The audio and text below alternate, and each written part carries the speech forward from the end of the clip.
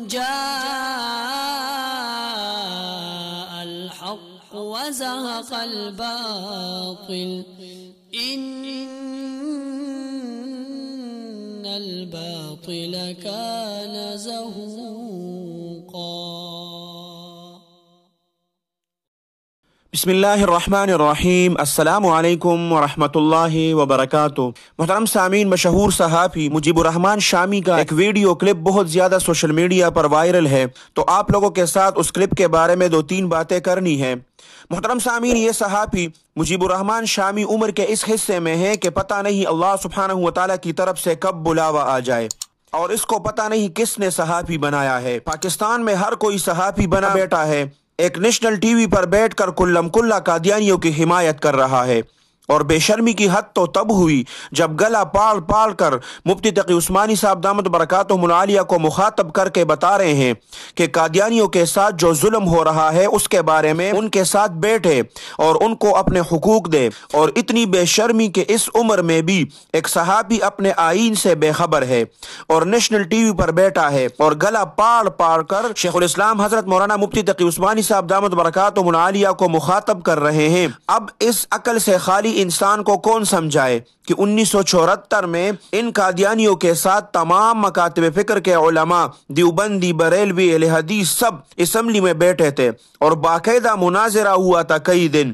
ان کے بعد ان قادیانیوں پر یہ پابندیاں لگی ہیں کہ نہ مسلمانوں کی طرح مسجد بنا سکتے ہیں اور اپنے آپ کو مسلمان بھی نہیں کہہ سکتے، نہ قربانی کر سکتے ہیں، اور یہ صاحب گلا پاڑ پاڑ کر کہہ رہے ہیں کہ شیخ الاسلام حضرت مولانا مفتی تقی عثمانی صاحب ان قادیانیوں کے ساتھ بیٹھے اور ان کے ساتھ بات کرے اور ان کی بات کو سنے، ورنہ پاکستان جو ہے وہ بھارت بن جائے گا اور بھارت کی طرح ان میں بھی اقلیت اٹھ کھڑے ہو جائیں گے۔ تو محترم جناب مجیب الرحمان شامی صاحب، آپ پاکستان کے ایک بزرگ صحافی ہیں۔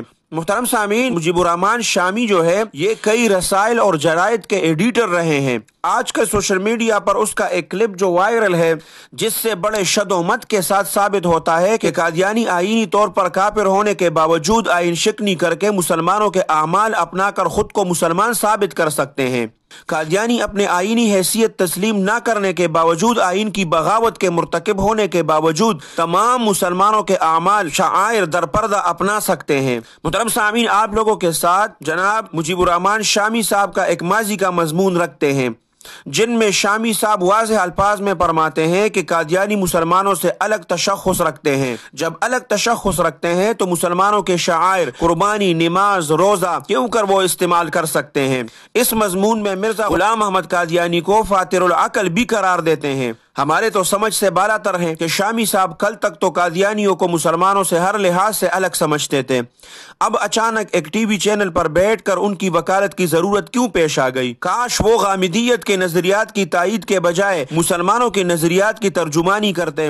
محترم سامعین، آپ کو ایک حوالہ دیتے ہیں قومی ڈائجسٹ کا، قادیانیت نمبر 9-10، جس کے ایڈیٹر مجیب الرحمان شامی صاحب خود ہے۔ اس میں یہ حضرت کیا لکھتے ہیں قادیانیوں کے بارے میں، وہ آپ لوگوں کے ساتھ شیئر کرتے ہیں کہ پہلے کیا بات کرتے تھے اور اب کیا بات کرتے ہیں۔ محترم سامعین، اس ڈائجسٹ میں لکھتے ہیں کہ ختم نبوت کا عقیدہ مسلمانوں کے لیے انتہائی اہم اور بنیادی نوعیت کا حامل ہے۔ اسے ان کے لیے زندگی اور موت کا معاملہ کہا جائے تو اس میں ذرہ بر مبالغہ نہ ہوگا۔ یہی بنیاد ہے جس پر اسلامی معاشرے کی عظیم الشان عمارت اٹھائی جاتی ہے، اور اللہ سبحانہ وتعالی کی زمین پر اللہ کی حکمرانی کا خواب شرمندہ تعبیر ہوتا ہے۔ ہر مسلمان کے نزدیک ہر معاملے میں فائنل اتھارٹی اللہ سبحانہ وتعالی کی ہے، اور اللہ سبحانہ وتعالی کے احکامات کی تشریح اور تعبیر کی فائنل اتھارٹی محمد رسول اللہ صلی اللہ علیہ وسلم کی ذات اقدس ہے۔ رسول خدا صلی اللہ علیہ وسلم کے بعد کسی اور شخص کو یہ حق حاصل نہیں ہے کہ وہ دین مبین میں کوئی ترمیم یا اضافہ یا کسی اور چیز کی خبر دے سکے۔ مسلمانوں میں بے شمار فرقے اور گروہ موجود ہے، لیکن ان کے درمیان اختلافات کی نوعیت یہ نہیں ہے کہ ہر ایک ایسا الگ الگ پیشوا رکھتا ہے جسے رسالت کے اختیارات میں سے کوئی اختیار حاصل ہے۔ سب اس امر پر متفق ہے کہ رسول اللہ صلی اللہ علیہ وسلم کے احکامات آخری اور حتمی ہے۔ ان میں جو کچھ اختلافات بھی ہے وہ ان کو سمجھنے اور ان کے معانی اخذ کرنے تک ہے۔ ان کی نوعیت یہی ہے جو تعزیرات پاکستان کی کسی دفعہ کی تشریح اور تعبیر کی حد تک مختلف وکلاء یا جج صاحبان میں ہوتی ہے، لیکن قادیانیوں کے نام سے جس گروہ نے انگریزی دور میں بر صغیر میں کام کا آغاز کیا اس نے اپنا ایک نبی بنا لیا۔ ختم نبوت کے عقیدے کی وضاحت اس طرح کی کہ اس میں ختم نبوت کے علاوہ سب کچھ داخل کر دیا۔ اس نبی کے خیالات اور ارشادات مستقل طور پر ماخذ قانون قرار پائے اور اس نے دین میں رد و بدل کے اختیارات حاصل کر لیے۔ اس صورتحال کو مسلمانوں نے 1400 سال میں کبھی برداشت نہ کیا تھا۔ ہماری تاریخ کا ایک ایک دن گواہ ہے کہ ملت اسلامیہ نے کسی شخص کے دعوی نبوت کو تسلیم نہیں کیا اور رسول اللہ صلی اللہ علیہ وسلم کے بعد ہر ایسے داعی کو اتفاق رائے سے کاذب قرار دیا۔ امام حنیفہ رحمۃ اللہ علیہ کے بقول نبوت کے کسی دعوے دار سے ثبوت طلب کرنا بھی خلاف اسلام ہے۔ جب نبی صلی اللہ علیہ وسلم آ ہی نہیں سکتا، نبوت کا اعلان کسی شخص کے جھوٹا ہونے کے لیے کافی ہے، تو پھر کسی دوسرے ثبوت کو طلب کرنے کا کیا حاجت اور کیا ضرورت ہے؟ مرزا غلام احمد قادیانی اگر آج زندہ ہوتے اور دعوی رسالت کرتے تو اسلامی جمہوریہ پاکستان میں انہیں فاتر العقل قرار دے کر حوالے زندان کر دیا جاتا، کیونکہ ان کی رسالت کی پرورش برطانوی سامراج کے تحت ہوئی، اس لیے ان کے دعوے سے وہ سلوک نہ کیا جا سکا جس کا یہ مستحق تھا۔ خاص اسباب اور حالات کی وجہ سے ان کے گروہ نے ایک خاص اہمیت اختیار کر لی اور پاکستان بننے کے بعد اثر و رسوخ کا دائرہ بڑھانے کی کوشش کامیابی سے جاری رکھی۔ مسلمان عوام کے لیے یہ بات ناقابل برداشت تھی، اس لیے گزشتہ 37 سال کے دوران بار بار اس گروہ کی سرگرمیوں کی نشاندہی کی جاتی رہی، بار بار احتجاج کیا گیا۔ الحمدللہ معاملہ یہاں تک پہنچ گیا ہے کہ اسے غیر مسلم اقلیت قرار دیا جا چکا ہے۔ مسلمانوں سے الگ کرنے کے لیے کئی دوسرے قانونی اقدامات بھی کر لیے گئے ہیں۔ مصیبت یہ ہے کہ اپنا ایک نبی ایجاد کرنے کے باوجود اور مسلمانوں سے الگ تشخص کا دعویٰ رکھنے کے باوجود یہ گروہ اپنے آپ کو غیر مسلم کہلوانے سے انکاری ہے۔ اس کے بہت سے متبع بڑے معصومیت کے ساتھ مرزا غلام احمد کی ان تصانیف سے اقتباسات شائع کر کے لوگوں کو ورغلاتے ہیں جو ان کے دعوی نبوت سے پہلے کی لکھی ہوئی ہے۔ قادیانی حضرات اپنے آپ کو مظلوم اور ستم رسیدہ قرار دینے کی کوشش میں بھی لگے ہوئے ہیں۔ ہمارے جدید تعلیم یافتہ طبقوں کو خاص طور پر نشانہ بنا کر رواداری اور فراخ دلی کے نام پر ان کی ہمدردیاں حاصل کرنے کی مہم چلائی جا رہی ہے۔ اس پس منظر میں ضروری تھا کہ ان کی تفصیلی تعارف ایک بار پھر کرا دیا جائے تاکہ ان کی شخصیت کو سمجھنے میں دھوکہ کھانے کا کوئی امکان نہ رہے۔ پروفیسر الیاس برنی حیدرآباد کے نامور دانشور اور مفکر تھے۔ انہوں نے متعدد کتابیں مرزا صاحب کے افکار اور خیالات پر مرتب کی ہے۔ خصوصیت یہ ہے کہ ان میں مرزا صاحب کے نظریات ان کے اپنے یا ان کے قریبی جانشینوں کے الفاظ میں بیان کر دیے گئے ہیں۔ موجودہ شمارے کا بڑا حصہ برنی صاحب کی علمی کاوش پر مشتمل ہے۔ اس کے علاوہ چند نامور اہل قلم کے چند ضروری مضامین بھی شامل اشاعت کر لیے گئے ہیں جو اس مسئلے کی تہ تک پہنچنے میں مدد دیتے ہیں۔ موجودہ شمارے کا رنگ مناظرانہ نہیں ہے، نہ اس میں ذاتی حملے کرنے کی کوئی کوشش کی گئی ہے۔ کئی افسوسناک الفاظ افسوس کے ساتھ شامل اشاعت کیے گئے ہیں۔ یہ اگر مرزا صاحب کی زبان اور قلم سے ادا نہ ہوتے ہمارے صحافت پر ہرگز جگہ نہ پاتے۔ قادیانی حضرات سے گزارش ہے کہ وہ کھلے دل کے ساتھ اپنے بزرگوں کا مطالعہ کریں اور پھر دیکھیں کہ وہ خود کہاں کھڑے ہیں۔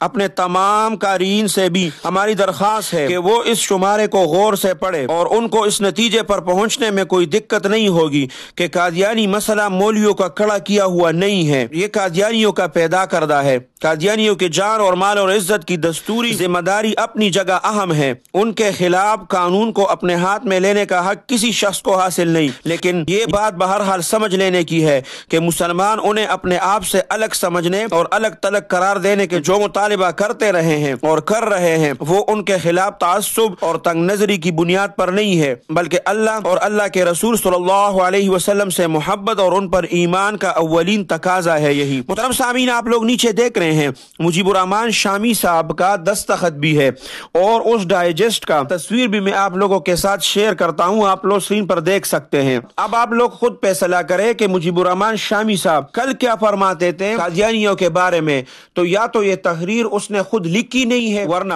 جو تحریر اپنے قلم سے کوئی لکھتا ہے تو وہ اس کے ذہن اور دماغ میں چھپ جاتا ہے، اور جب بھی اس موضوع پر قلم اٹھانے کا وقت آتا ہے یا اس پر بات کرنے کا موقع ملتا ہے تو پھر وہی الفاظ جو انہوں نے لکھے ہوتے ہیں وہ اس کے ذہن اور دماغ میں تازہ ہو جاتے ہیں۔ تو یا تو یہ تحریر انہوں نے خود لکھی نہیں ہے یا کسی اور سے لکھوائی ہے۔ اس وجہ سے جب وہ نیشنل ٹی وی پر بیٹھ کر قادیانیوں کا حقوق مانگ رہا ہے تو یہ اس بات کی واضح دلیل ہے کہ یا تو وہ تب جھوٹ بول رہا تھا اور انہوں نے صرف مسلمانوں سے ہمدردی دکھانے کے لیے، یا اب پتہ نہیں کیا ہوا کہ ان کو قادیانیوں سے پیسے مل گئے یا اس کو ڈالر مل گئے، کہ پہلے تو اس کو برطانیہ سامراج کہہ رہے تھے اور اب خود انہوں نے ڈالر لے لیے اور قادیانیوں کا حق نیشنل ٹی وی پر بیٹھ کر مانگ رہا ہے۔ اور بے شرمی کی بات سب سے بڑی یہ ہے کہ کسی اور کو نہیں، نیشنل ٹی وی پر بیٹھ کر گلا پاڑ کر شیخ الاسلام حضرت مولانا مفتی تقی عثمانی صاحب دامت برکاتہم العالیہ کو مخاطب کر کے بتا رہے ہیں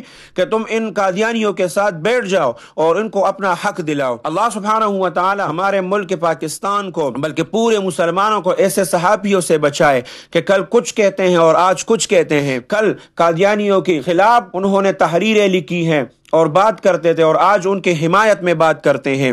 اللہ سبحانہ و تعالی ایسے صحافیوں کو عبرت کا نشان بنائے جو ہمارے نبی کریم صلی اللہ علیہ وسلم کے ناموس پر بولتے ہیں اور ان پر قلم اٹھاتے ہیں، اور انشاءاللہ ہم ان کا اس طرح کا پوسٹ مارٹم کرتے رہیں گے اگر یہ ناموس رسالت پر بات کریں گے، دین پر بات کریں گے، ہمارے اکابرین علماء پر بات کریں گے اور ان پر کیچڑ اچھالیں گے، تو انشاءاللہ ہم قافلہ حق کی وساطت سے ان کا دفاع ضرور کریں گے۔ آپ تمام ساتھیوں سے درخواست ہے کہ جس طرح کہ وہ کلپ وائرل ہوا تھا اس طرح اس ویڈیو کو بھی زیادہ سے زیادہ وائرل کرے تاکہ تمام مسلمانوں کے سامنے حقیقت کھل جائے۔ میں نے آپ لوگوں کے ساتھ ثبوت بھی رکھ دیے ہیں اس ویڈیو میں، اس لیے اب آپ لوگوں پر ہیں کہ آپ لوگ اس ویڈیو کو کتنا شیئر کرتے ہیں۔ اللہ سبحانہ و تعالی شیخ الاسلام حضرت مولانا مفتی تقی عثمانی صاحب دامت برکاتہم العالیہ اور ہمارے جتنے بھی اکابرین ہیں ان کا سایہ ہمارے سروں پر تا دیر قائم اور دائم رکھے۔ اللہ سبحانہ و تعالی آپ سب کو اپنے حفظ اور امان میں رکھ کے